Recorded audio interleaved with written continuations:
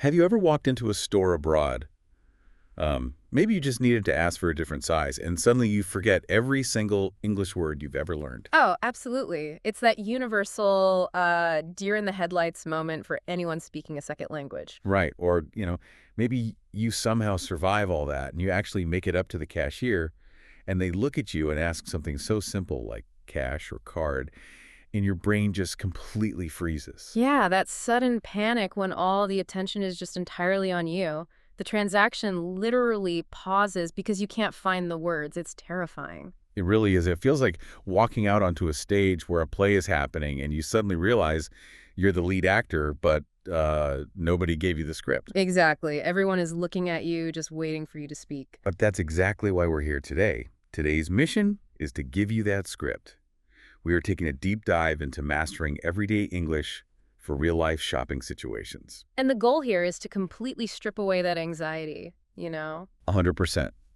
We want to arm you with simple, natural, and polite conversational tools so you can walk into any store and just feel totally at ease. And the really reassuring reality we uncovered in our materials today is that, well, shopping doesn't actually require absolute textbook fluency. Thank goodness for that. Right. You don't need to hold a complex philosophical debate to buy a pair of jeans.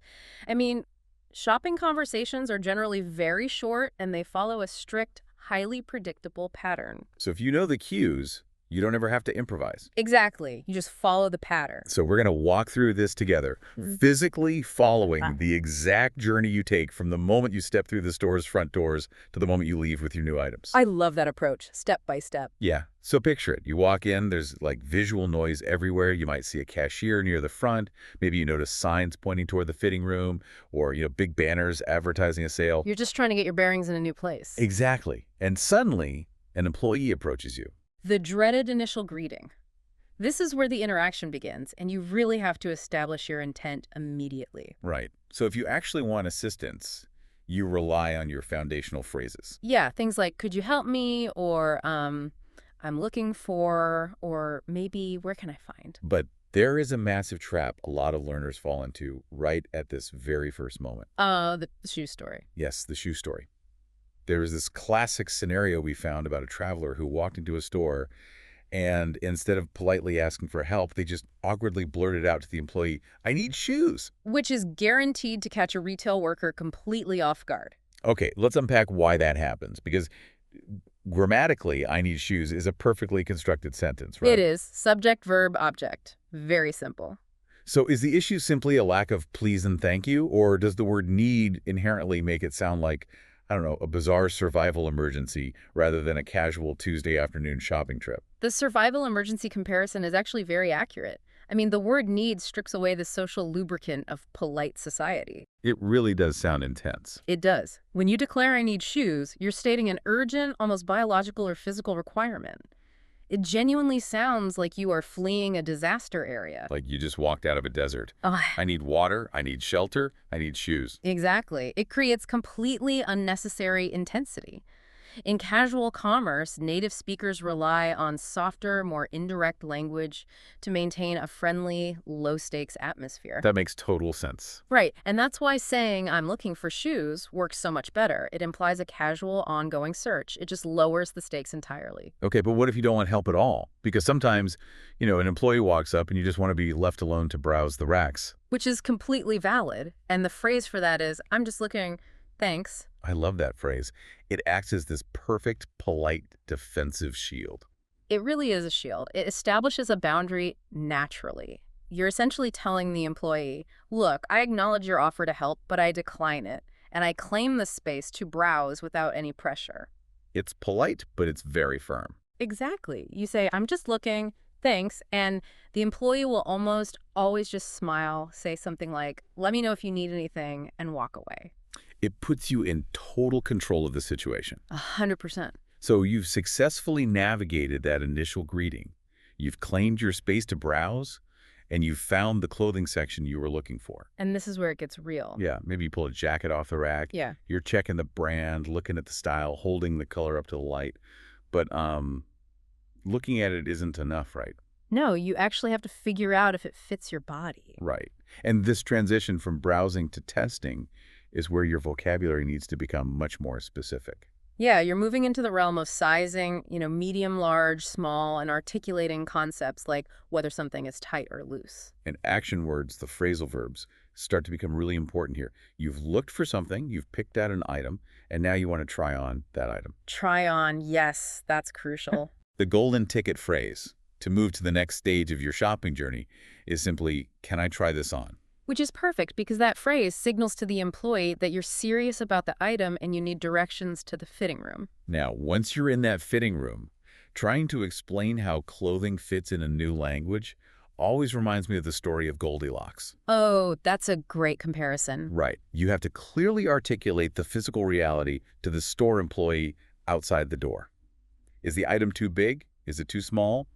Or does it fit perfectly? Getting those specific adjectives right is really the only way to get the right help. Definitely. But communicating that physical reality is the key challenge. Yeah. And there's a psychological layer here too, particularly when the fit is wrong. Yes, and I really want to bring up a trap a lot of people fall into when the fit is wrong. Go for it. So a learner might try on a jacket, find out it's too tight, step out of the fitting room, and just announce to the employee, I need another size. Oh, right. Back to the word need. Exactly. But the much more natural alternative is to ask a question instead of making a statement. Something like, do you have this in a medium? Or do you have this in a larger size? The shift from a statement to a question is profound in English. If you think back to the entrance, when we discussed avoiding I need shoes, it's a very similar dynamic at play here. How so? Well, when you say I need another size, it sounds like a command. It immediately puts the retail employee in this subservient position fetching things for you, which kind of violates the polite egalitarian script of everyday commerce in a lot of English-speaking cultures. Right. It sounds a bit like you are giving orders to a subordinate. Exactly. But by phrasing it as a question, do you have this in a medium, you're inviting the store assistant into a cooperative search. I love that. A cooperative search. Yeah, you turn them into a partner in your quest to find the perfect jacket. It changes the entire dynamic from a heavy demand to a really light, polite request. Okay, so let's assume the cooperative search was a success. Fingers crossed. The employee found the medium, you tried it on, it fits perfectly, and you look fantastic. Naturally. But before you carry that jacket up to the front, there's the reality of the math. You have to talk numbers.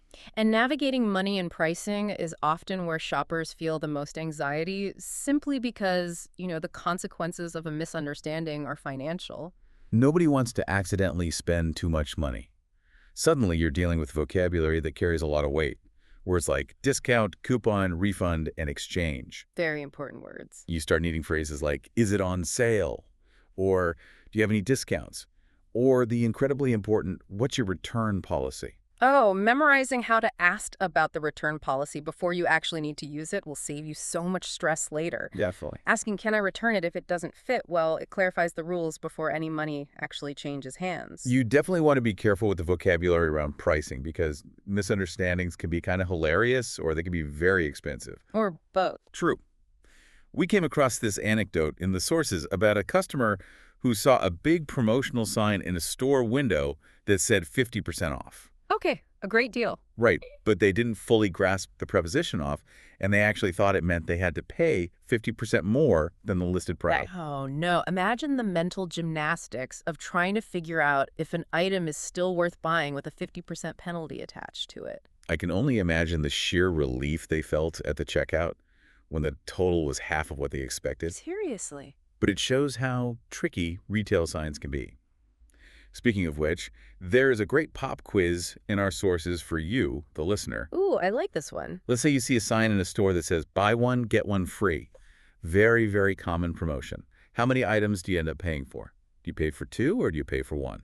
This trips up native speakers sometimes, too, if they're rushing through an aisle and they only read the first few words. It really does. But the answer is you pay for 1 item. You buy the first item at its full regular price, and the store gives you the second item for $0. It is a great deal, but the phrasing can definitely be confusing. And those moments of confusion are inevitable, whether it's a confusing sign or just an employee speaking way too fast. And that brings up the panic response we talked about at the very beginning. The brain freeze. Yeah. What do you do when you are standing there talking about prices and you completely fail to understand what the employee just said to you? Maybe they mumble, or maybe there's just super loud music playing in the store. The instinct is just to freeze or to nervously nod and say yes without actually understanding, which is dangerous when you're dealing with your money. Very dangerous. The smartest thing you can do is deploy a very simple rescue phrase. Sorry, could you repeat that, please? It's perfect. It's a perfectly polite way to buy yourself time, and it naturally prompts the employee to speak a little clearer and a little slower. Exact. But while we're on the topic of money, I want to pose a question about how we talk about prices. Because there's a very common habit for language learners, and that's confusing the words price and cost. Ah, yes. The price versus cost dilemma. Now, both of those are valid nouns. If I'm studying English, I might have spent hours, literally hours, learning the noun price and the verb to cost. So my instinct is to use them to show I know them. Of course. You want to use the tools you've practiced. Right. I might say, what is the price of this item? Or how much does this item cost? But the advice in the guide is to abandon those entirely and just use how much is it? Yeah, it is. So why shouldn't I use price or cost if they're grammatically correct? Is it Yeah. just overcomplicating things? That is the classic learner's paradox. You acquire these complex grammatical tools and you really want to use them, but native speakers almost always prefer the absolute simplest tool available. Interesting. Yes, what is the price is grammatically flawless. But native speakers prioritize frictionless commerce. They want the interaction to be as fast and smooth as possible. So using the word price just creates unnecessary grammar hurdles. It really does. Using the simple phrase, how much is it, or how much is this, completely bypasses the clunky grammar required to use price or cost correctly. That makes a lot of sense. You don't have to worry about conjugating the verb to cost, and you don't have to build a formal sentence structure around the noun price. How much is this is universal. It works for everything. Exactly. It works if you are holding one pair of socks, and it works if you're pointing to an entire cart full of groceries. It's the ultimate shortcut phrase. Okay, so the math checks out. You've asked how much is it, you've survived the promotional signs, and you're happy with the price. Now you are walking up to the final phase of the journey, The checkout. the checkout. And closing the deal like a local involves a slight shift in vocabulary. We're done browsing and trying things on. Now we are talking about cash, credit cards, debit cards, contactless payments, and figuring out if you need a bag. The phrasal verbs shift to match the action as well. You're no longer trying something on, now you're paying for it, hoping it hasn't sold out, and finally, getting ready to check out. There are a few essential phrases you want loaded and ready to go here. Things like, I'd like to pay by card, or can I pay in cash? Yeah. And the polite wrap-up requests are so crucial. Could I have a receipt, please? Can I have a bag? And if you're paying with paper money and want to be generous, keep the change. It's really worth noting how heavily those phrases rely on can I or could I. Even as money is changing hands, you are maintaining that polite, cooperative tone right up to the final moment. It really softens the transaction. There are also some really helpful fluency upgrades you can use here to make you sound less like you're reading from a textbook and more like a local just out running errands. Oh, I love these tips. For example, a textbook might teach you to ask, where is the cashier? But in reality, it sounds much more natural to ask, where's the checkout? Or if you're holding up a shirt you like, instead of giving a flat statement like, I like this, you can say, this looks great. Those are the small tweaks that elevate your conversational English from just technically correct to naturally fluent. But the most important upgrade, like the biggest takeaway regarding how native speakers handle transactions, involves how you declare your intention to actually purchase the item. This is a big one. A learner will very logically look at an item and say, I want to buy this. It describes exactly what is happening, right? Yeah, it does. But a native speaker will almost always say, I'll take it, or I'll get this one. Why is I want to buy this? Like a neon sign that you're a learner. It's a completely true statement.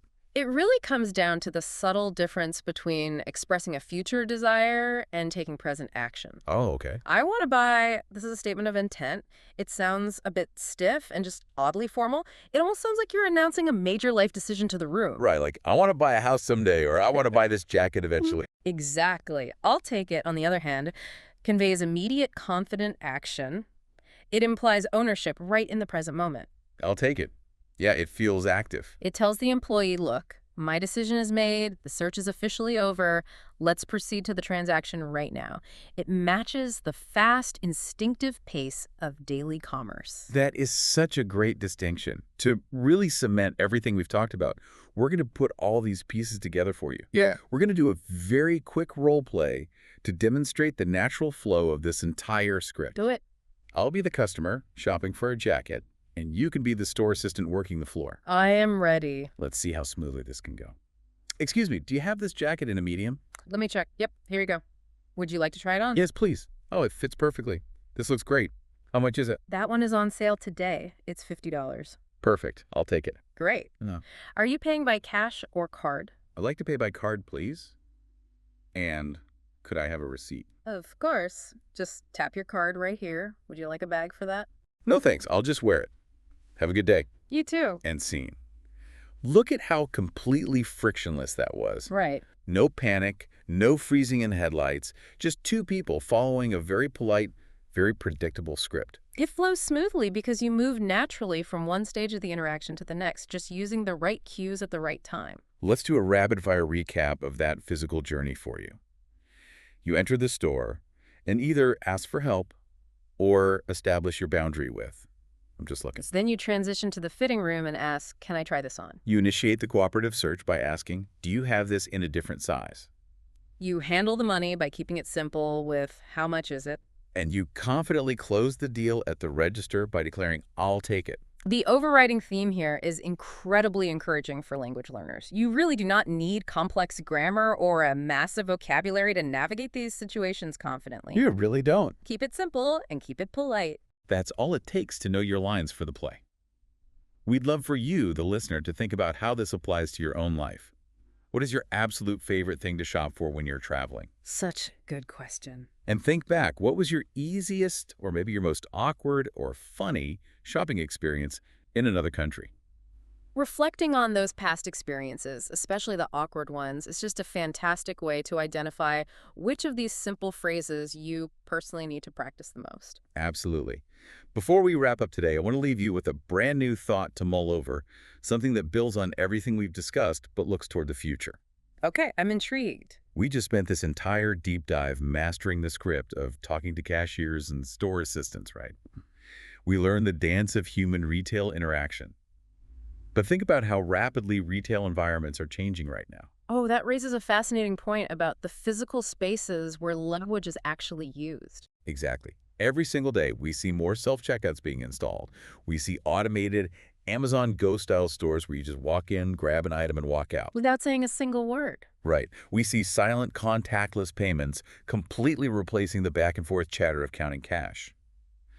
These short, polite, highly scripted shopping conversations we just practiced, they might soon become a very rare art form. Wow. Will the language of everyday shopping eventually become entirely silent? It's a strange paradox, isn't it? We are working so hard to master a specific social script, just as the stage for that script is literally being dismantled. If the stage disappears, where do language learners go to practice their basic low-stakes conversational skills out in the real world? That is a really great question. It's definitely something to think about the next time you find yourself tapping your card against a glowing automated screen, instead of saying, keep the change to a real human being. Definitely. Until next time, keep practicing those phrases, and don't be afraid to step out onto the stage while it's still there.